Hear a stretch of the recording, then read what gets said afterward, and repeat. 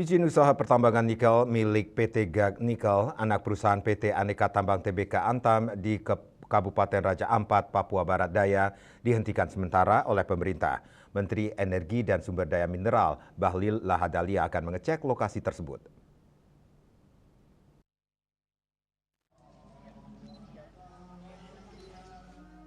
Di sela-sela mengikuti kegiatan sholat Idul Adha di DPP Partai Golkar Jakarta terkait izin usaha pertambangan nikel milik PT GAG Nikel, anak perusahaan PT Aneka Tambang Tbk Antam di Kabupaten Raja Ampat, Papua Barat dihentikan sementara oleh pemerintah.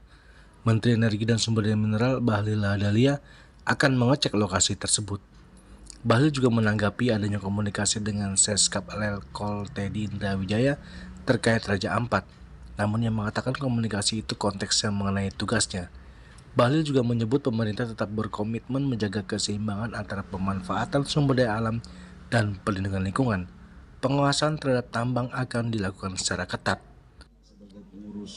Mbak, baca media kemarin saya sudah ngomong. Belum ada Pak di media saya. Ya, di media kemarin sudah saya ngomong waktu di Kementerian SDM, saling mengunjungi, saling silaturahmi tidak hanya sama pejabat, dengan rakyat juga, dengan masyarakat lintas itu juga bagian daripada sunnah daripada Nabi Ibrahim.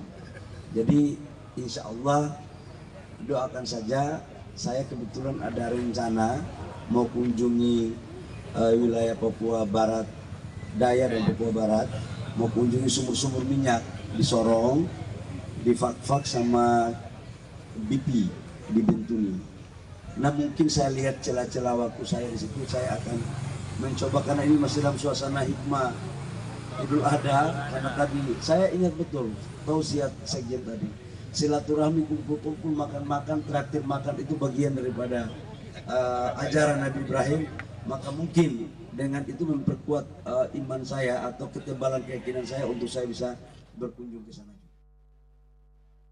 Dari Jakarta, Julius Wahata dan Ketut Sumadiasa melaporkan.